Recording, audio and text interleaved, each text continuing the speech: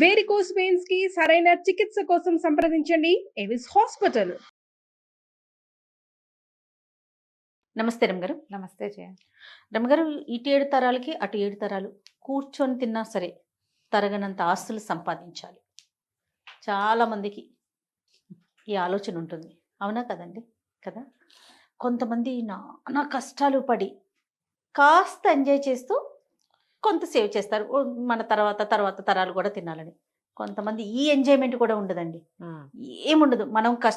మనం ఒక్కరు ఈ జనరేషన్ మనం కష్టపడితే తర్వాత వచ్చి ఒక 7-8 తరాలు హ్యాపీగా చక్కగా అనుభవిస్తారనే ఆలోచనలో కొంతమంది ఉంటారు.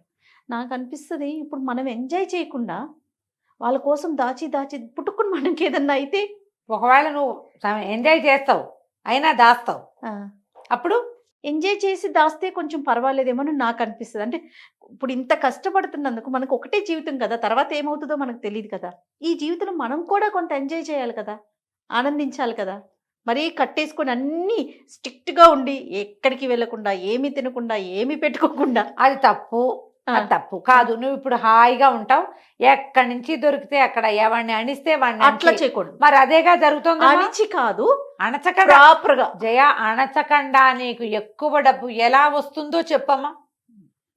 ఎవరిని సంబంధించి అయితే ఎవరిని అణచకుండా, ఎవరికి ద్రోహం చేయకుండా, ఎక్కడా ఎక్స్ప్లాయిట్ చేయకుండా డబ్బులు రావమ్మా. కష్టం ఏదో వస్తుంది ఒక మాదిరిగా. మన పని మనం చేసుకున్నాం, ఉద్యోగం చేసుకుంటాము, వస్తుంది. అది మనకు సరిపోయి మన పిల్లలు కూడా సరిపోతుంది. 30 తరాల దాకా సరిపోవాలంటే 300 మందిని ముంచితే గానీ 30 తరాలు గడవ. కానీ అలానే ఉన్నారు కదా. అలాగే ఉన్నారు. కోట్లు కూడబెట్టే వాళ్ళలో నీకు వ్యాపార సామ్రాజ్య విస్తరణ జరుగుతుంది చూసావా. వీళ్ళ మీద, ఒక ఫ్యామిలీ మీద కొన్ని వేల మంది జీవితాలు ఆధారపడి ఉంటాయి. వాడు కూడబెట్టచ్చు, మనం వాడిని తప్పట్టకూడదు. వాడు ఒక్కడే ఎంజాయ్ వాడు పిచ్చగా ఎంజాయ్ చేసేస్తూనే ఉంటాడు. చేసేస్తూ ఎన్నో వేల కుటుంబాలకి బాసటగా ఉంటారు. ఉన్నాయి అట్లా వ్యాపార సామ్రాజ్యాలు లేవు. వాడిని మరి అంత తప్పటక్కర్లా. ఇంకొంతమంది ఉంటారు, ఎవరికి ఏమీ పెట్టేది ఏమి ఉండదు. ఆ ఇంట్లో ఉన్న 10 మంది 8 మంది వాళ్ళ దగ్గర పనిచేసే ఒక 5-6 అంతే. ఇక వీడు అక్కడ 100 ఎకరాలు, ఇక్కడ 1000 ఎకరాలు, అక్కడ 500 రకాలు, అక్కడో మేడ, ఇక్కడో మేడ, ఏమిటేమిటో చేస్తారు. పుసుకున అర్ధరాత్రి హార్ట్ అటాక్ వస్తుంది. నిద్రలో వాడు మూలిగాడో ముక్కేడో కూడా భార్యకి తెలీదు. తెల్లారేసరికి చచ్చిపడి ఉంటారు. అంతే. ఈ ఇల్లు ఇన్ని కోటలు, మేడలు, మిద్దెలు ఎవరి కోసం? ఏం చేస్తారు వీళ్ళంతా? ఇలాంటి వాళ్ళు ఎంతమంది ఉన్నారమ్మా. పూర్వకాలం కూడా రాజులు ఇలా వాళ్ళు ఉన్నారు. అవును. ఒక మంచి కథ చెప్తాను చూడు దీని మీద. చెప్పండి. ఇలాంటి టాపిక్స్ మీద ఎన్ని కథలు ఉన్నాయో జయ. ఇది ఇప్పుడు సంపాదించద్దని కాదు, మేడలు మిద్దెలు ఏర్పరచుకోవద్దని కాదు, దానికోసం ఇతరులని పిండద్దని. నువ్వు ఎంత సంపాదించినా నీ లైఫ్ స్పాన్ భగవంతుడు సాధారణంగా 100 ఏళ్ళు మంది. నీ ఆరోగ్యము, నీ అనారోగ్యము, నీ జబ్బు, నీ తాలూకు గ్రహస్థితులతో అది 30 కావచ్చు, 10 కావచ్చు, 10 కావచ్చు, 30 కావచ్చు, 40 కావచ్చు, 50 కావచ్చు, 60 కావచ్చు. రేపొద్దున గృహప్రవేశం అయితే ఇవాళ సాయంత్రం కూడా నువ్వు పరలోకగత అవ్వచ్చు, చెప్పలేం మనం. తాపత్రయం ఎందుకు? హాయిగా ఉండు, నీతో పాటు ప్రజలను కూడా ఉండి హాయిగా. ఎవరిదో లాగేసుకోవాలని ఎందుకు అనుకుంటారు? నువ్వు ఎంత లాక్కున్నా నీకు 1000 ఏళ్ల జీవితం రాదే. అంతేగా. నీకున్న రాయబడిందే, భగవంతుడు ఇచ్చింది 100, అందులో నువ్వు తగలబెట్టుకున్నది ఎంతో. అది ఏ రోజో తెలీదు. బస్ ఎక్కి దిగని వాళ్ళు కనపడుతున్నారు, రైలు ఎక్కి దిగరు, విమానం ఎక్కి దిగలేరు, ఇంట్లో పడుకుని నిద్ర లేవలేరు, బాత్రూంలో నుంచి బయటికి రాలేరు. ఇది ప్రస్తుత కాలం. ఇప్పుడు జిమ్కి వెళ్ళి కూడా తిరిగి రాలేని వాళ్ళని ఎంతమందిని చూసామో మనం కదా. ఎందుకు వచ్చింది? ఇందులో ఏదైనా సహాయం చెయ్యి, కనీసం జీవన సాఫల్యాన్ని పొందు. నువ్వు ఎంత కూడబెట్టావని కాదు, నీతోటి ఏదొచ్చిందో, నువ్వు పోయాక కూడా నీ మంచి ఏదైనా మిగిలితే అది నీది. నువ్వు పోయాక ఆస్తులు మిగిలితే అది నీది కాదు. ఏమంటారు మనవలు, ముని మనవలు, మా తాత ఇక్కడ 150 కొన్నాడు, ఆ 10 కూడా కొంచెచ్చాడు కాదు, పాడువాడు అని తిడతారు. మా తాత ఎంత బాగా కొన్నాడు అని అనరు. ఇంకా అదేదో చేయలేదు, ఇదేదో చేయలేదు, అమావాస్య నాడు అట్టెట్టేవా, పున్నన్నాడు పప్పేసేవా అంటారు. అంతకంటే ఏముంది? అన్నీ చేశాడు కానీ మా తాత కొన్ని తెలివి తక్కువ పనులు చేశాడు. దీనికే నువ్వు సంపాదించింది అదే కదా. ఇంత సంపాదన ఆలోచించద్దు. ఆలోచించండి. ముని మనవళ్ళ పెళ్లిళ్ళకు కూడా మంగళసూత్రాలు చేయించి ముందు పెట్టుకోవాలనుకుంటారు.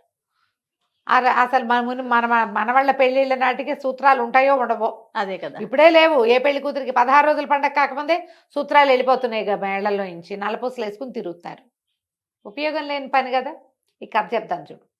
పారసీక దేశం అంట, పర్షియాలో ఒక అబూ ఫజల్ అని ఒక రాజుగారు ఉండేవారు. ఆయనకి తన మేడంటే ఎంత ఇష్టమో చెప్పరా అని ఇష్టం. అలా ఇంటి మీద ప్రీతి చాలా మందికి ఉంటుంది, ఇప్పుడు మనకు కూడా ఉంటుంది. అయితే ఈ ప్రీతితోటి గోడలకి మణులు మాణిక్యాలు అద్దిచ్చేవాడు, బంగారపు మలామా చేయించేవాడు.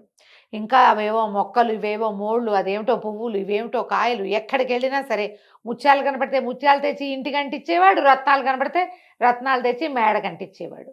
అట్లా పెద్ద మేడ కట్టాడు, బ్రహ్మాండమైన సౌధం. చుట్టూతా ఆయన వేసిన మొక్కలు, ఆయన చేసిన బ్యూటిఫికేషన్కి అంతే లేదు, అంతు లేదు. ఇట్లా దీనికోసం ఆయన మరి బయట నుంచి తెచ్చిన అంటించేవాడు. ఎప్పుడైనా ఏదైనా సంవత్సరం బొక్కసంలో డబ్బులు లేవంటే ఏదైనా ఒక చిన్న పన్ను యాడ్ చేసి ప్రజల దగ్గర నుంచి రాబట్టి అదంతా దీనికి మలామా చేయించేవాడు ఈ ఇంటికి, ఈ మేడకి. అట్లా ఎంతకాలమో జీవించి పోయాడు ఆయన. 80 ఏళ్ళుండి పోయాడు. అబూ ఫజల్ గారి కొడుకు అబూ షేక్ ఆయన రాజయ్య. పోయే ముందు వాళ్ళ నాన్న అబూ ఫజల్ గారు షేక్కి చెప్పారట, ఒరే షేక్ బాబు, ఇది మన ఇల్లు అంటే పంచప్రాణాలు రా నాకు, దీన్ని ఎంత సౌందర్యవంతంగా తీర్చిదిద్దాను, ఇంటిని భద్రంగా చూసుకో, కుదిరితే మరింత అందంగా తీర్చిదిద్దు అని చెప్పాడు. నాన్న చేతిలో పెట్టాడని షేక్ గారు కూడా యథాశక్తి ఇంటికి బ్యూటిఫికేషన్ చేయించారు. ఆయన తన 56వ ఏట పరంపదించారు. తాతగారు వేసిన పన్నులు ఉన్నాయి, తండ్రి గారు అబూ షేక్ గారు వేసిన పన్నులు నడుస్తూనే ఉన్నాయి. వీళ్ళు ఈ 55వ ఏట పరంపదించిన ఆయనకి ఒక కుమారుడు ఉన్నాడు. ఈయన పేరు రహీం. ఓకే. అయితే ఈయన అబ్బో ఆయనకి ఎంత సౌందర్యారాధకుడో ఆ కుర్రాడు. వాడికి ఒక 30 ఏళ్ళు ఉంటాయి. అయితే ఇక ఆ అబ్బాయి అన్ని పన్నులు అయిపోయినాయి. ఏం పన్ను వెయ్యాలి ప్రజల మీద?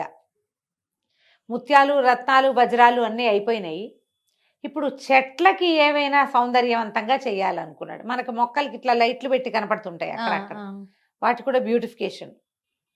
పెంపుడు కుక్కలకి మెడల్లోకి బంగారు బెల్టులు, వాటికి మెడలోంచి వేళ్లాడేందుకు బంగారపు వీటికి ఏమంటారు గంటలు.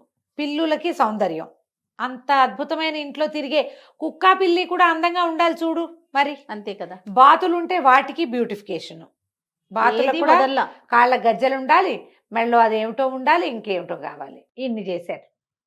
చివరికి ఏమైంది, అన్ని ట్యాక్సులు టైట్.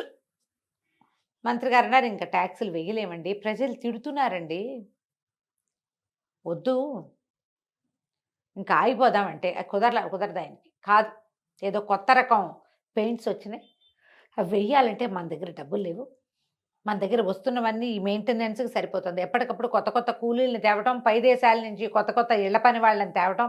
వాడు వచ్చి చైనా దేశంలో ఏం బొమ్మలు వేసేవాళ్ళు డ్రాగన్ బొమ్మలు ఇక్కడ వేస్తానంటాడు.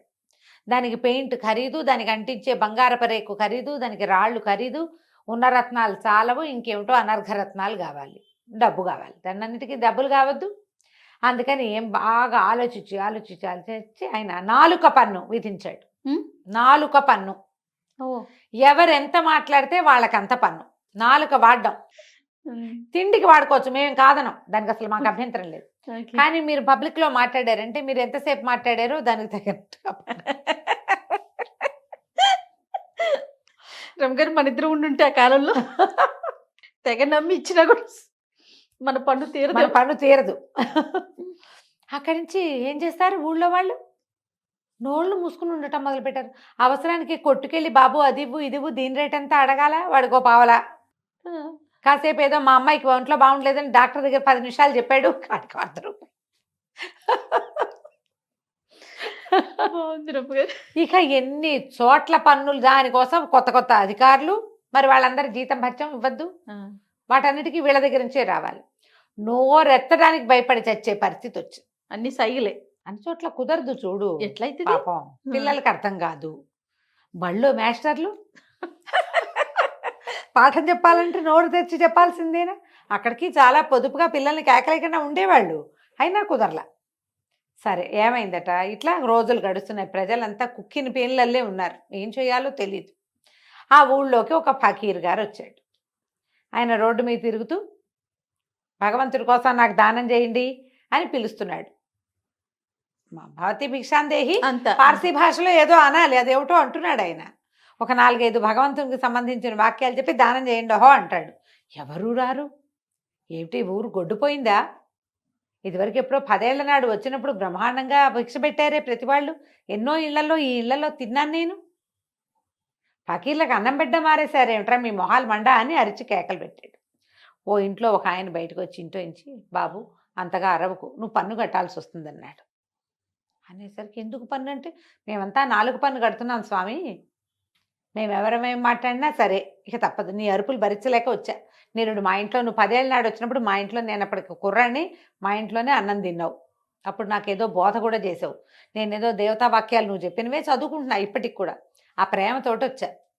నువ్వు మాట్లాడేవా నీకు డబ్బులు పడతాయి, నీతో మాట్లాడేవా మాకు పడతాయి. ఇది మా పరిస్థితి. ఏం చేస్తున్నాడు రా మీ రాజు ఈ డబ్బంతా అన్నాడు. ఆయన నువ్వు ఉండే హర్మ్యానికి పెడుతున్నాడు ఆయన. అక్కడి నుంచి ఏమైంది ఈయన అనుకున్నాడు, ఇది బాగుందని, సరే నాకు ఇప్పుడేం అన్నవద్దు, ఏమైనా జామకాయ ఏదైనా ఇవ్వమంటే ఆయన వాడు 2 ఫలాలు ఇచ్చాడు.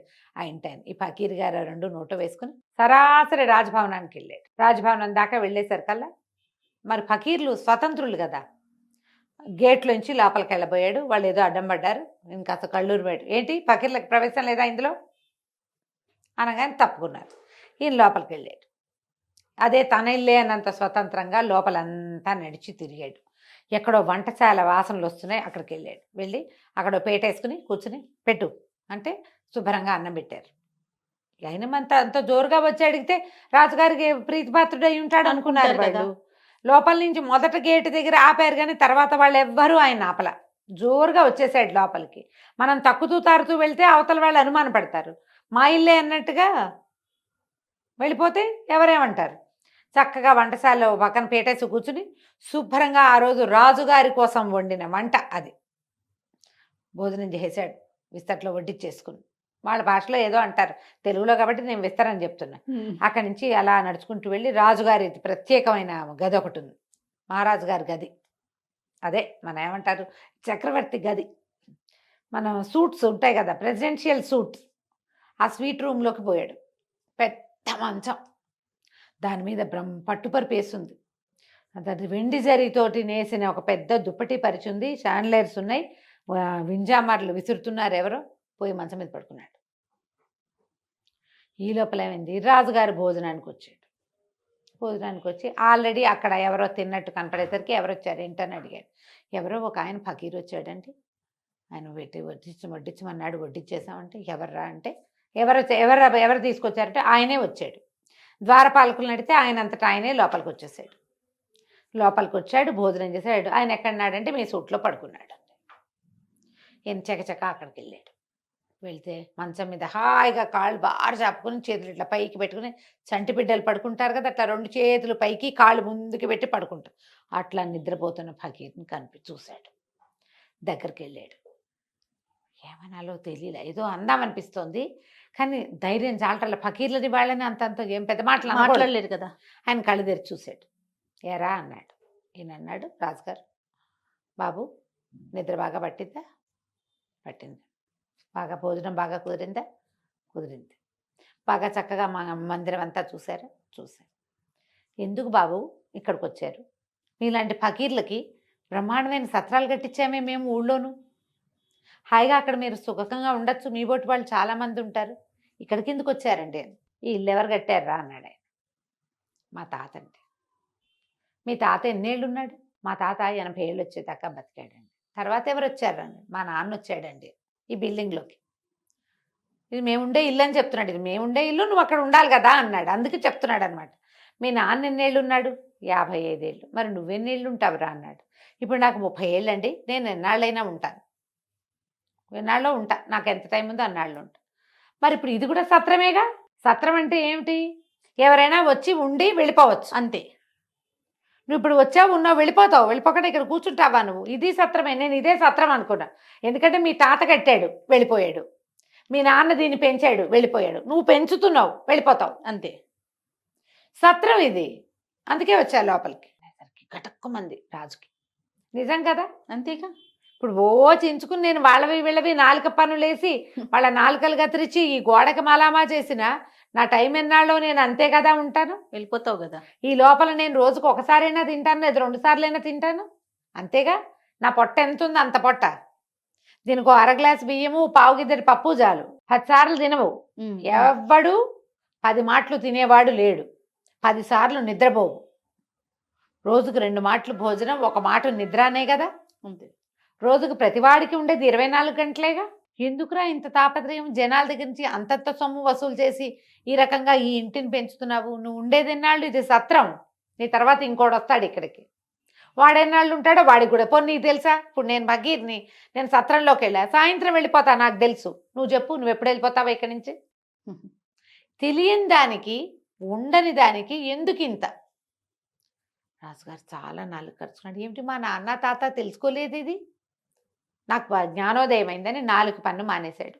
ఆ తర్వాత ఈ ఇల్లు బ్యూటిఫికేషన్ కోసం జనాల దగ్గర నుంచి వసూలు చేసే పన్నులన్నీ మాన్పించేశాడు. ఇంకేం చేయలే. ఇల్లు ఉన్నట్టుగా ఉంచుకున్నారు.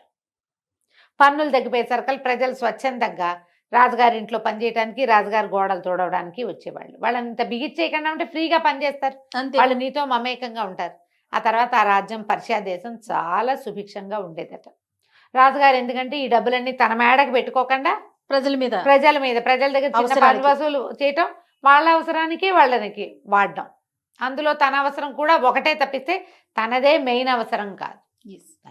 ఈ సంపాదించుకునే వాళ్ళంతా అందరి దగ్గర నుంచి లాక్కునేవాళ్ళు, తన పరా భేదం లేకుండా ప్రతి వాళ్ళ నోళ్ళు కొట్టేవాళ్ళు. మన బతుకు చాలా అశాశ్వతమని, ఒక్క క్షణం తర్వాత మనం ఏమిటో మనకు తెలియదని కొంచెం లోపల జ్ఞానాన్ని పెంపొందించుకుంటే ఇంత దాడులు ఉండవమ్మా. ఇంత ఒకడికే ఆస్తి ఉండటం అలాంటివి ఉండవు. పూర్వకాలం నుంచి వస్తూనే ఉన్నాయి కథలు. జ్ఞానోదయం అవదంతే మనకి. అంతే. పుసుకుని పోయాక జ్ఞానోదయం అవుతుంది. ప్రేతానికి జ్ఞానోదయం అయినా ప్రయోజనం లేదు కదా. బతికుండగానే జ్ఞానోదయాలు పెంచుకోండి తండ్రి. కాస్త మిగిలిన వాళ్ళని కూడా బతకనియండి. తప్పకుండా. కథ కంచికి మనం ఇంటికి. 4 పన్ను మాత్రం చాలా బాగుంది రామగారు.